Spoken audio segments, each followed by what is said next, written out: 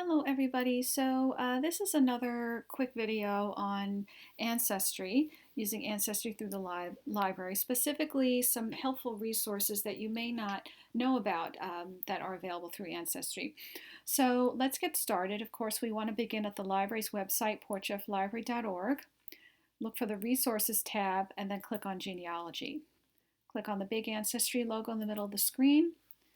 Go ahead and enter your barcode and password.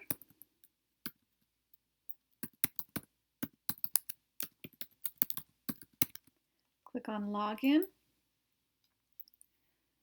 and here we are at the Ancestry screen.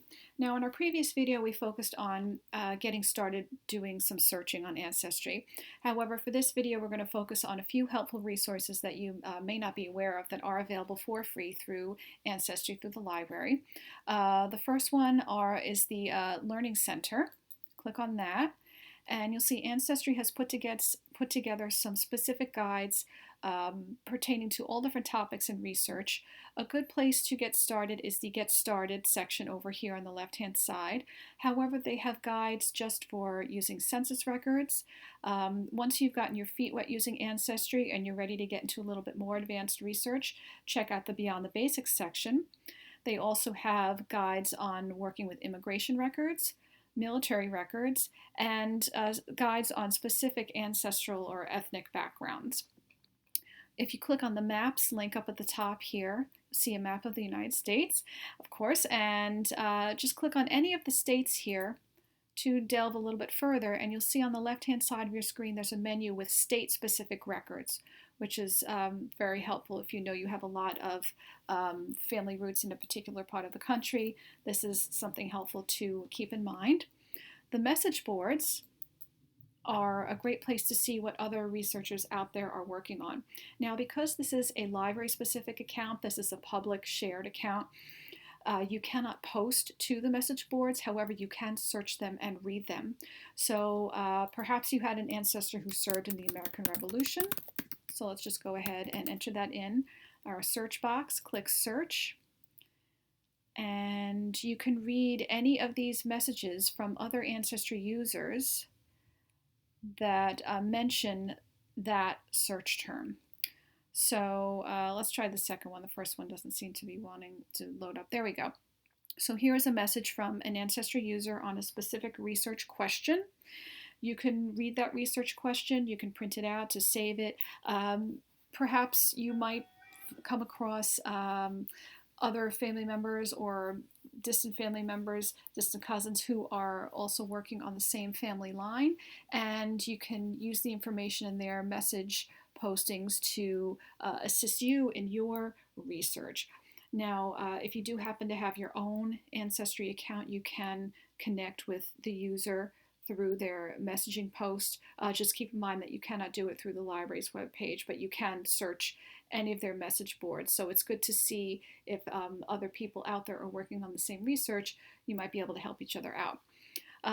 One other thing that I just want to point out to you are the charts and forms. It's very easy to get disorganized in your genealogical research. It's very important to keep track of everything so that you don't lose any of your research or end up doing it over again. Ancestry has done all the hard work for you and created these beautiful templates that you can download and print out to help you keep track of your research. And these are all available for free through Ancestry's site. One other thing to point out is when you're doing genealogical research, whether you're a beginner or a very advanced researcher, always keep in mind to be as specific as you can.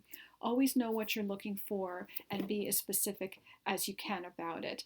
A good example of that is if somebody said they wanted to research their mother's side of the family.